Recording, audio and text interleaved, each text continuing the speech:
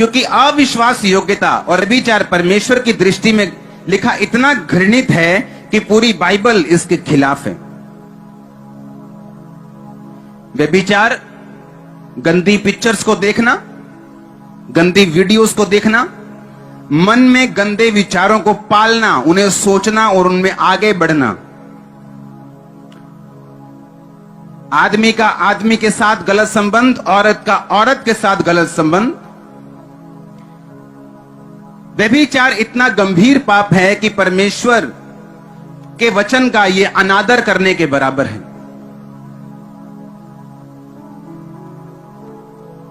और परमेश्वर की 10 आज्ञाओं में से एक और यीशु मसीह की मत्ती की आज्ञाओं को तोड़ने के बराबर है। बाइबल में जितने भी पाप हैं, बाइबल कहती है कि व्यभिचार एक ऐसा इकलौता पाप है जो आप अपने शरीर के खिलाफ करते हो। लिखा, व्यभिचार करने वाला व्यक्ति अपने शरीर के खिलाफ पाप करता है। और बाइबल कहती है अगर आप अपने शरीर को खिलाफ पाप करेंगे, जहां पर पवित्र आत्मा रहता है, तो परमेश्वर इसका दंड आपको देगा। दुनिया में बहुत सारी ऐसी घटनाएं हैं जहां पर लोग इस व्यभिचार के कारण मर गए। और अगर आप ध्यान लगाएं, दुनिया में वो एड्स की बीमारी हो, वो और ऐसी कितनी गंभीर बीमारियां हैं जो इस व्यभिचार के पाप की वजह से लोगों को लगती हैं। वो मानसिक, शारीरिक और पैसे की कमी की प्रॉब्लम उनकी लाइफ में सदा रहती है। व्यभिचार एक ऐसा पाप है, अगर ये आपकी लाइफ में रहे तो नीति वचन 5 उसकी 1 आयत से मैं पढ़ूंगा। हे मेरे पुत्र, मेरी बुद्धि की बातों की ओर ध्यान दे, मेरी समझ की बातों की ओर कान लगा, जिससे तेरा विवेक सुरक्षित बना रहे और तू ज्ञान के वचनों को थामे रहे। क्योंकि पराई औरत के होठों से मधु शहद टपकता है, उसकी बातें तेल से भी अधिक चिकनी हैं, लेकिन उसका परिणाम नाग दोना सा कड़वा और 2 धारी तलवार सा पैना है। उसके पांव मृत्यु की ओर बढ़ते हैं, उसके पग अधोलोक तक पहुंचते हैं, इसलिए उसे जीवन का समथर पथ नहीं मिल पाता। उसके चाल चलन में चंचलता है, परंतु वह उसे आप नहीं जानती। परमेश्वर ने कहा कि पराई औरत जिसके होठों से मधु टपकता है, वो फुसलाने वाली है, वो अट्रैक्ट करने वाली है। लेकिन बाइबल कहती है ऐसे लोगों को जीवन का समथर पथ, यानी कभी भी उनका जीवन सीधा नहीं रहता। अगर आप व्यभिचारी लोगों को देखें, उनकी लाइफ में हमेशा ट्रबल रहेगा। या वो बीमार रहेंगे, लोग बोलेंगे हुई अख्तर मर गया, एकदम से मर गया। लेकिन वो ये नहीं देखते वो कितने बड़े व्यभिचार में, आप वो जानते भी नहीं है, आप सोच भी नहीं सकते जो वो लोग करते हैं।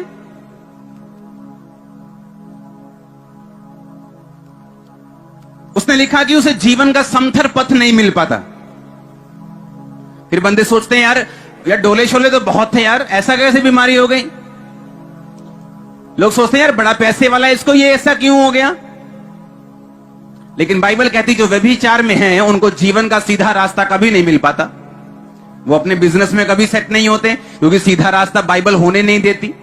वो अपने परिवार में सीधे नहीं हो पाते, अपनी सेहत में सीधे नहीं हो पाते, अपनी सेवकाई में तक में सीधे नहीं हो पाते। ऐसी सेवकाई हैं जो बढ़ा ली मसे से, लेकिन करेक्टर ना होने की वजह से उन्हें गवा दिया।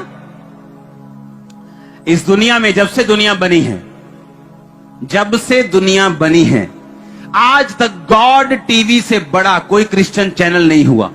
पता है कि नहीं पता? उसकी शुरुआत पता है कहां से हुई? विश्वास से, दर्शन से, पैसों से नहीं। एक यंग लड़का, एक यंग लड़की, दोनों शादीशुदा, एक बस में बैठे हुए थे और उस बस में परमेश्वर का एक अनॉइंटेड मैन ऑफ गॉड बैठा था। और वो पास आके बोले, man of God please pray for us, हम गॉड टीवी खोलना चाहते हैं, एक ऐसा क्रिश्चियन नेटवर्क जो पूरी दुनिया में परमेश्वर के कामों को करेगा। उसने कहा कितने $1,000,000 है तुम्हारे पास? उन्होंने कहा we don't have any dollar, we have faith, हमें विश्वास है, हमें पास डॉलर नहीं है, पैसा नहीं है। उसने कहा जाओ खुदावन तुम्हारे साथ है, विश्वास चाहिए उसे। वो गॉड टीवी बढ़ा, इतना बढ़ा, इतना बढ़ा, इतना बढ़ा, दुनिया का हर अनॉइंटेड प्रीचर उस पे गया या जाना चाहता था। दुनिया में बेदारी के काम गॉड टीवी ने किए। एक दिन गॉड टीवी का जो मेन बंदा था, हेड था, वो पाप में गिर गया, उसको दूसरी औरत से प्यार हुआ। पाप में गिरने के बाद उसने गॉड टीवी को रिजाइन किया कि मैं गिर चुका हूं। चलो इतनी तो अकल थी उसमें कि पाप में जब गया तो उसने खुद रिजाइन कर दिया, नहीं तो लोग तो पाप में भी हाला लाला करते रहते हैं। और रिजाइन करके चला गया, उसकी वाइफ चलाने लगी, वाइफ से चला नहीं, उसके बाद वो गॉड टीवी किसी के हाथों में चला गया, क्योंकि उसे जीवन का समथर पथ नहीं मिल पाया।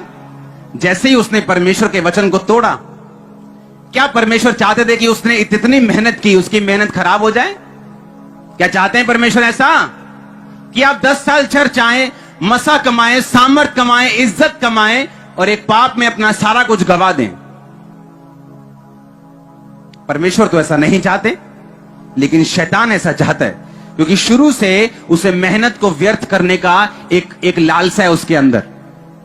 बाइबल कहती मुझ में की गई मेहनत व्यर्थ नहीं जाती, लेकिन मुझसे बाहर नहीं। और शैतान जानता है आपकी मेहनत व्यर्थ कैसे करनी, पाप में गिरा के। लिखा उसे जीवन का समथर पथ नहीं मिल पाता, उसे जीवन का सीधा रास्ता नहीं मिल पाता। जो लोग व्यभिचार में रहते हैं, पुराने नियम में लिखा था तुम व्यभिचार मत करना।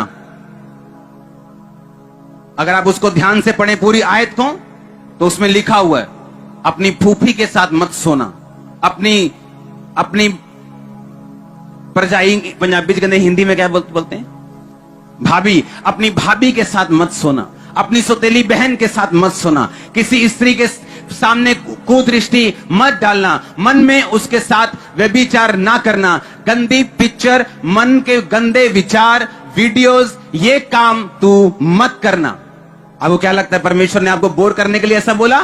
क्योंकि परमेश्वर जानता है कि ये शैतान के हथियार हैं, ताकि आपको जीवन का समथर, क्लीन, सीधा रास्ता ना मिल पाए, आप इधर उधर भटकते रहें, आपकी जिंदगी में शैतान काम करता रहे। ये शैतान की योजना थी। हालेलुया। बाइबल कहती है दाऊद की जिंदगी में व्यभिचार के अलावा पूरी दुनिया में, पूरी लाइफ में कोई पाप नहीं पाया गया, और उस पाप के दूरगामी परिणाम थे क्या? उसके घर में रेप हुआ, क्योंकि उसने भी एक तरह का रेप किया।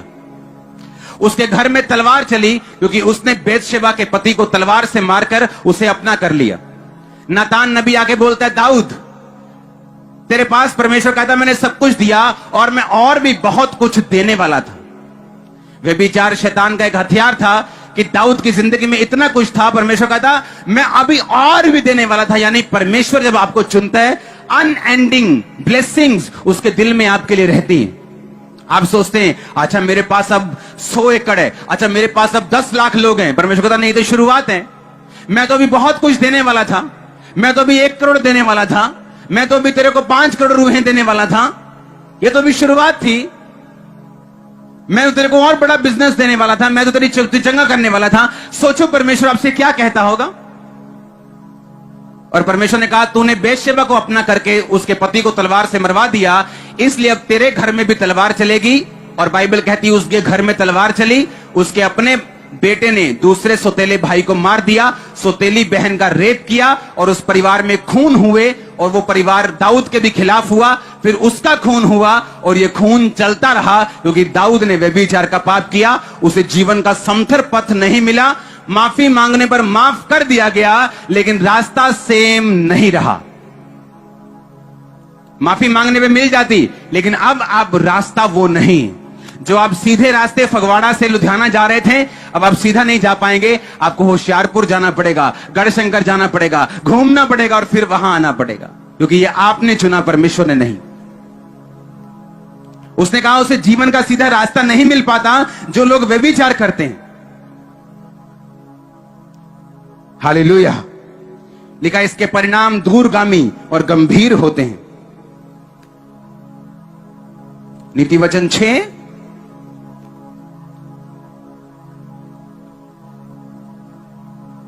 मैं 23 से पढ़ूंगा, आप उसे 26 से देखेंगे। आज्ञा तो दीपक और शिक्षा ज्योति और सिखाने वाले की डांट जीवन का मार्ग है, ताकि तुझको बुरी स्त्री से बचाए और पराई स्त्री की चिकनी चुपड़ी बातों से बचाए। उसकी सुंदरता देखकर अपने मन में अभिलाषा ना कर, वह तुझे अपने कटाक्ष में फंसाने ना पाए, क्योंकि वैश्यागमन के कारण मनुष्य टुकड़ों का भिखारी हो जाता है। व्यभिचारिणी अनमोल जीवन का अहेर कर लेती है। मैं ऐसे लोगों को जानता हूं जिनकी जिंदगी में परमेश्वर की योजना थी कि उन्होंने सेवा करनी थी, यहां पे बड़े बड़े काम करने थे, लेकिन व्यभिचार के कारण मैंने उनको निकाला यहां से और वो घरों में बैठे अभी ऑनलाइन देख रहे होंगे। क्योंकि बाइबल क्या कहती है? व्यभिचारिणी अनमोल जीवन का शिकार कर लेती है। बोलो, शिकार कर लेती। अहेर का मतलब होता है शिकार करना। कि जो व्यभिचारिणी ये जो आत्मा है, अगर आप प्रकाशित वाक्य में देखें तो व्यभिचार की एक स्पिरिट है। बाइबल कहती है एक दुष्ट आत्मा है जो हर वक्त परमेश्वर के दासों के पीछे और विश्वासियों के पीछे लगी रहती। आप नहीं जानते, मैं पूरी दुनिया घूमा हूं, मुझे मालूम है कौन रियल प्रॉफिट है, कौन रियल अपोस्टल है, कौन रियल पास्टर है, मुझे मालूम है। मैं जानता हूं लोग कितने धोखेबाज हैं, कितने व्यभिचारी हैं, कितने चोर हैं, मैं सब जानता हूं। और मुझे मालूम है एंड क्या होगा उनका। क्योंकि बाइबल कहती है व्यभिचारिणी अनमोल जीवन का शिकार कर लेती।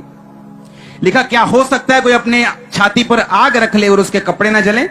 क्या हो सकता है कोई अंगारों पर चले और उसके पांव ना झुलसे? जो पराई स्त्री के पास जाता है वो ऐसा ही है, वरन जो कोई उसको छुएगा वो दंड से ना बचेगा। 32-33 आयत को मैं पढ़ूंगा। जो पर स्त्री गमन करता है वो निर्बुद्धि है, वो अपने प्राणों को नष्ट करना चाहता है, वही ऐसा करता है। उसको घायल और अपमानित होना पड़ेगा और उसकी नामधराई कभी ना मिटेगी। परमेश्वर ने कहा जो व्यभिचार करेंगे उसका असर क्या होगा? वो आपके मुंह को पकड़ने नहीं आएगा, तू मत कर, लेकिन उसने कहा तुम्हें घायल होना पड़ेगा, अपमानित होना पड़ेगा और तुम्हारी बेइज्जती जब तक तुम इस दुनिया में रहोगे कभी नहीं मिटेगी। इमेजिन कर सकते हैं? कहता जब तक तुम इस दुनिया में रहोगे लास्ट टाइम तक वो बेइज्जती तुम्हें फॉलो करेगी। कभी तुम्हारे बच्चे से देगी, कभी तुम्हारे ताया से देगी, कभी तुम्हारे बिजनेस से देगी। हमेशा तुम्हारी इंसल्ट होती रहेगी जब तक तुम धरती पे रहोगे। और जैसे ही आप आज इस पाप की क्षमा मांगेंगे और दुनिया में दोबारा इसको ना करने का वायदा करेंगे, इज्जत आज से आपको फॉलो करेगी। आप चाहे क्रिश्चियन हो, चाहे नॉन क्रिश्चियन हो, चाहे नए हो चाहे पुराने हो, परमेश्वर सेकंड चांस देने वाला परमेश्वर। अगर आप उससे सेकंड चांस मांगेंगे, कुछ गुनाहों के कारण कुछ असर रहेगा, लेकिन वो आपको गुनाह से माफ करके फिर से खड़ा भी करेगा।